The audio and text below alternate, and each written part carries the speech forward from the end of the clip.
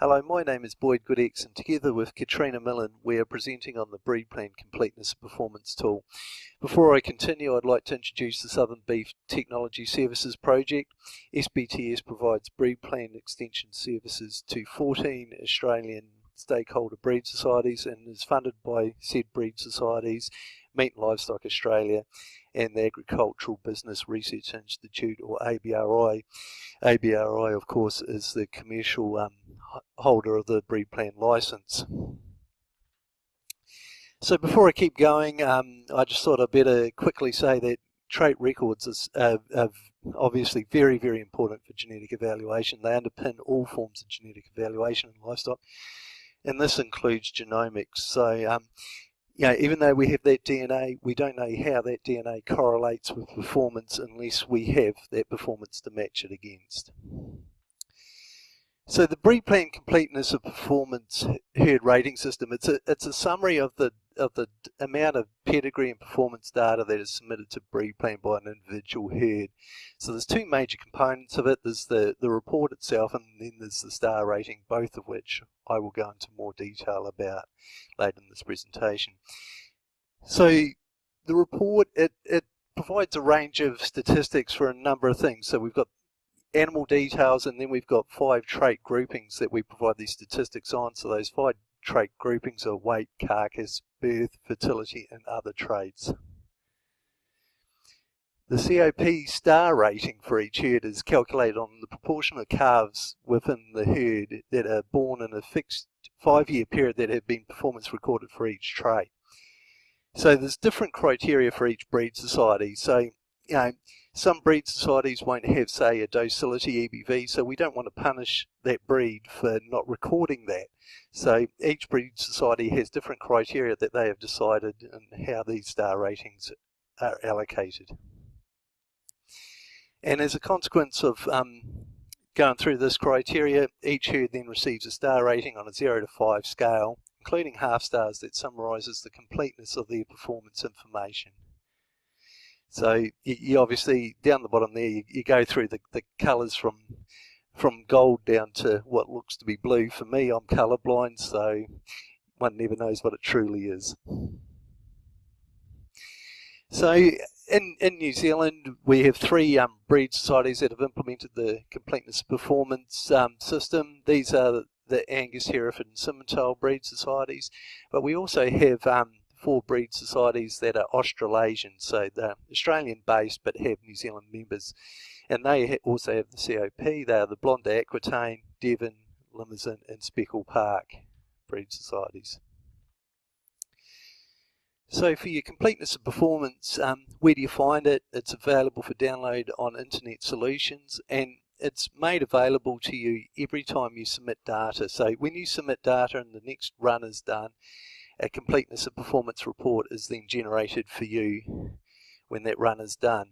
And it is also submitted annually, produced annually for every herd on BREEDPLAN, regardless of whether you submitted performance data. So that normally happens in July, so most people will have received it last month. And if you have any problems accessing this, please feel free to contact BREEDPLAN to get your login for Internet Solutions, or if you're unable to remember your password or anything else. So where do you see your star rating? Well, it's available on page 6 of the report. It's also available for some breed societies on the member inquiry area on Internet Solutions. So the next thing I'd like to show you is how to interpret your BREEDPLAN Completeness of Performance report and star rating. So we start off, we have the cover page, just generic stuff there of when the report was produced, etc., and the name of your herd. Then we have 3 pages of introductory notes. So this is a bit more detail and written form on what I'm going to present to you today. So we start off with a summary talking about across the years how well you've recorded each category. And then down the bottom you go to here's the 5-year average for each of those categories and how it all sums up into your star rating. It is important to remember that you will see there, this is an old report from so the calving years it's used for, its 5 years of 2010 to 2014. It will never be 100% up to date because it's always the age limit, it stops 2 years ago because we want to give all calves time to be recorded. So it's no use saying, oh, but my 2017 calves could be in there, because they haven't had a chance to be recorded for their 600-day weight, for instance. So that's why we have a 2-year lag on the years that count towards your star rating. And as you can see right down the bottom on this slide as well, it shows that this herd is a 3.5 star herd. So here we go, we've taken that table, that was a lot of numbers, and we've put it into a diagram here to make it easier for you to understand. So again, up the top you can see the herd name. We've given a fake name here for this herd. We're calling it Alphabet, and it tells you what drop of calves are counting towards the completeness of performance report. And then you go through each of the different categories and you see what proportion of your animals born in that year were recorded for each of these things. And then we split into male and females in case you're recording your males for some things and not your females for other. The obvious one there would obviously be scrotal circumference. Pretty difficult to get on a female. So we're back into animal details here, going into drilling down into this, and you can see we've given a lot of years here, so you can see how things have changed over time. It's very handy. It gives you, so the number of males, females, and the ratio. Most of these ones tend to be 100%, as you see, for date of birth and sire details and dam details, because they are a requirement of registration. Then you've got mating type, and you can see this herd's never done ET, and it's done AI every now and again, not every year. And because it's not done ET, it's recorded no recipient dams. Then of course we graph all this out again because it's a lot easier to see this in graphical format, so you can go through and you see 100% for sire, dam and date of birth, and obviously 100% of calves born are resulting from mating, so the total bar represents 100%, but it's split up into natural and AI for this. There's no ETs, as I mentioned on the last slide. And again, along the bottom, you can see of each of these graphs, you can see the years represented, so you can see how things have changed across time. So we're on to weight traits, so it's very similar. Again, we have, the report does contain the table that like we showed for the animal details, but we're going to only show the graphs because it gives you a lot more hints. So you can see here, so for 200-day weight, there's a few years missing where they've not submitted data. Now that can happen for many reasons, and Catriona will deal with that later on in the presentation. So it just gives you an idea how much data you are submitting for each thing, and you can see for mature cow weight that recording it has only been something that's been started in the last couple of years.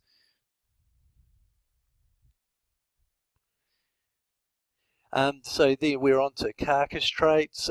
Again, does the same thing for your ultrasound scanning information, how much has been recorded. Now, yes, we have 4 graphs here, but they tend to be almost identical for everything because, when you're scanning, you're recording all 4 traits at once most of the time. So these tend to be the same, these 4 graphs. Then we're on to birth and fertility.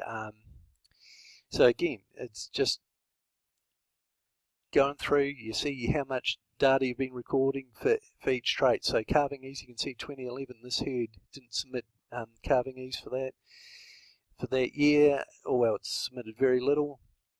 AI date, you can see it's sporadic, but then that goes back to what we were looking at in one of those earlier tables where they were not doing AI every year. So obviously the years they didn't do it, they wouldn't have any of that information. And yeah, see for scrotal, there's been some done some years and big gaps elsewhere, and days to calving, there's been very little recorded in this herd.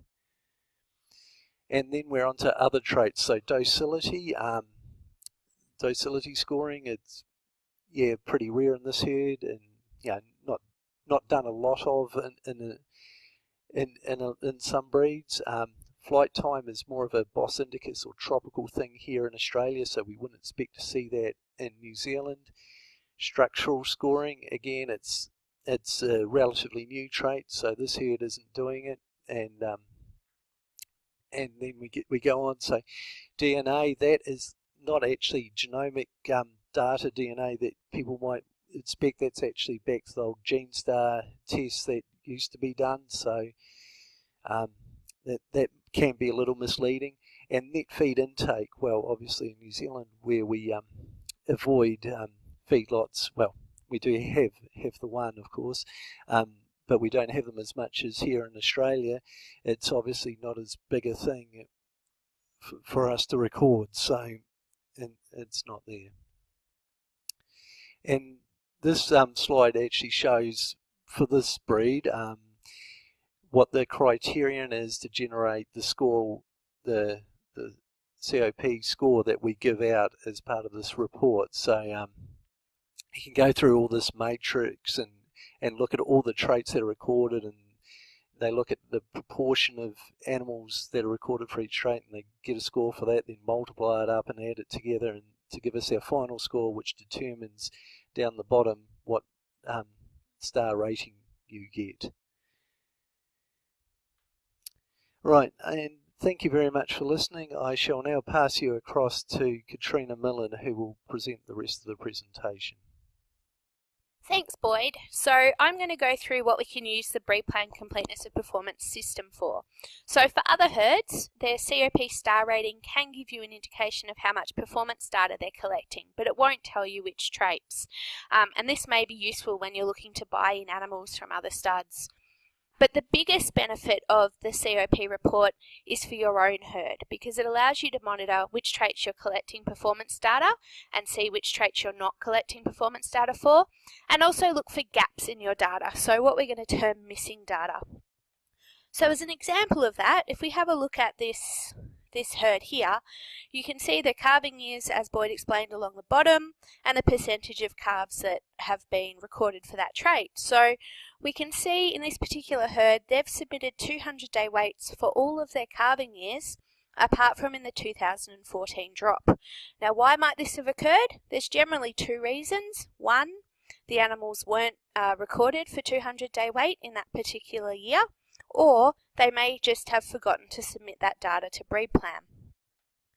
And what we notice in this particular herd is, if we have a look, once again they have recorded 200-day weights for all calving years, but if we look at 2013, we can see that they've only recorded just under 40% of their calves.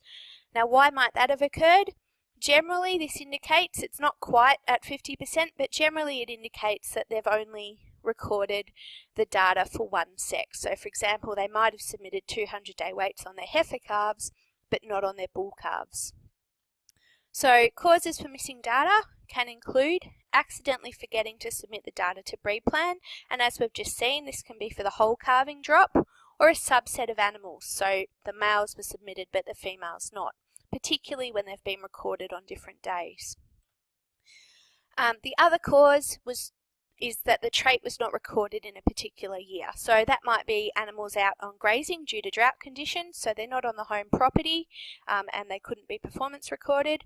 The scales that you use to take weights may have broken, or there may have been an injury to the person that normally takes the measurements, so they were unable to record those calves. Now, what it's worth noting here is that if you go through your completeness of performance report and notice that you've got gaps in your data, but you have recorded that data and just forgotten to submit it to BREEDPLAN, that you can submit that data to BREEDPLAN retrospectively. So we're often asked how producers can improve their completeness of performance star rating for their herd, and unfortunately it's not a one-size-fits-all solution. So what I'm going to do here is walk you through an example of how we could improve the COP star rating for a particular herd. Now, if we have a look at this herd, they're a 3.5 star herd, and they record approximately 100 calves per year. So in which categories can this herd record their performance recording. If we have a look, for animal details, they've got a score of 49 out of 50, so there's not a lot they can do there to improve their score. For weight traits, their score is 19 out of 50, so there's a bit of room for improvement in the weight traits. For carcass traits, they've got a score of 23 out of 40, so once again there's some room for improvement in the carcass traits. Birth traits are looking pretty well recorded at 38 out of 40, so there's not a lot they could do there to improve. Fertility traits, 4 out of 20, so there's some room for improvement in the fertility traits. And the other traits, you'll notice that they've got a score of 0, but what you'll also hopefully notice is that other traits aren't contributing to the completeness of performance star rating for this particular breed because they've scored out of 0. So there's 3 categories there that this herd could potentially look at improving their performance recording in. So if we walk through that, this is their weight traits. And the one thing that stands out to me here is that they're not recording mature cow weight. So that's one area where they could look at recording mature cow weights. So that's just done when they record the 200-day weight of the calf. If they run the cows through the scales at the same time and grab a mature cow weight. There's potentially a bit of room for improvement in things like 600-day weight to try and get more animals recorded at 600-day weight, and that might be something as simple as if they have got heifers and they're not currently recording their heifers at 600-day weight, looking at recording the heifers as well. If we look at carcass traits, this herd has done very little ultrasound scanning. So in general, to improve carcass traits, they'd be looking at starting to record ultrasound scan information on their herd. Fertility traits, there's one trait that has had very little data recorded, and that's days to calving. So obviously starting to record days to calving would be something that this herd could do to improve their completeness of performance star rating. And the other thing that they could think about doing is recording the number of scrotal size records. So this is a trait that producers can record from 300 days of age, and we find a lot of producers do them at around that 600 days of age mark. However, if producers have sold a number of their bulls by that age, they might be better off to look at doing it when they take a 400-day weight on their calves, for example, particularly if that would mean that there's more young bulls still on the property at that time. So how can you improve your BREEDPLAN completeness of performance star rating? The first thing to do is work out which traits you aren't recording, and of those traits that you aren't recording, which are of interest to you or your clients. There's not much point recording traits just to increase your star rating. They've got to be traits that are economically important to you or your clients. Once you've worked out which traits you aren't recording, try and work out which traits you are recording, but you could record a greater percentage of animals for. And then the last step is to make the necessary management changes to enable you to record those traits. So I'm just going to go through some of the common things we see that can help producers increase their level of performance recording. So animal details. Make sure all calves have a sire, a dam and a date of birth recorded with your breed society. Now this is pretty standard. Most breed societies you won't get those calves on file unless you do have all of those details recorded. And try and register all of your calves. So for example, don't just register the male calves which you're going to keep as bulls, but look at registering all of your calves, because that comes back to your sex ratio that Boyd showed right back at the start of the presentation, which you get scored on. Weight traits, common things to improve. If you know you're going to cull animals, take a weight on all animals before culling. So for example, if you cull your calves after you've taken a 200-day weight, or at around 200 days of age, take a 200-day weight on all of those animals before you get rid of the culls. If you know that you turn your animals off at 350 days of age, take an early weight. So 400-day weights, for example, we can have the animals aged anywhere between 301 and 500 days of age. So if they're not going to make it to 400 days of age, weigh them a bit early before you turn animals off. You can weigh your pregnant heifers. What we do ask is that you try and do that before they're more than 3 to 4 months pregnant. If they are more than 3 to 4 months pregnant when you weigh them, They need to be preg tested, and the ones that are empty need to be put into a separate management group to those that have preg tested positive. And one other common thing that we see with the weight traits, as I mentioned earlier, is taking a mature cow weight on all those cows as you weigh their calves for their 200-day weights. Carcase traits, collecting scan records on females is often something that producers aren't doing. This is an easy way to boost the number of scan records that you do collect, and it has the added bonus of providing really useful information for the breed plan analysis, because those females tend to mature earlier, which means we see a greater variation in fat depths, for example, and it also they tend to represent a better cross-section of your herd, because in general producers will retain more females than they do males. And if you are scanning your males, consider scanning records or collecting scan records on more males, not just your sale bulls. Birth traits, if you're not recording birth weights, consider whether or not it's a possibility for you to record birth weights. If you are going to do this, make sure you use scales.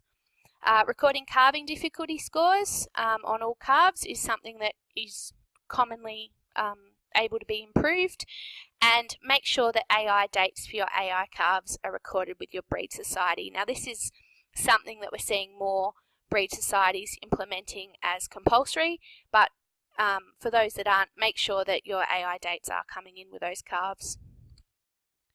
Fertility traits, consider taking scrotal circumference measurements. Consider whether or not it's possible to take scrotal circumference measurements on more animals. So as I mentioned earlier, if you're doing your scrotal circumference measurements at 600 days of age, but you've turned off a lot of your bulls by that stage, is it possible to take them when you take a 400-day weight on the animals and get more bulls with scrotal circumference measurements? And the last thing to improve here is consider recording that female fertility data, such as our days to calving data. Other traits, if you're not taking docility scores, that's something that you could look at doing to help improve your other trait score. And if you are, is it possible to increase the number of calves that you take docility scores for? So for more information, please contact BREEDPLAN. So BREEDPLAN, that's the ABRI contact details shown on the screen, but it is handled through PBBNZ in New Zealand. And I'd just like to point out too, we now have a Facebook group for BREEDPLAN discussion. The link is shown on the slide there. And you can contact SBTS using any of the contacts shown below. So thanks for your attention. Have a great night.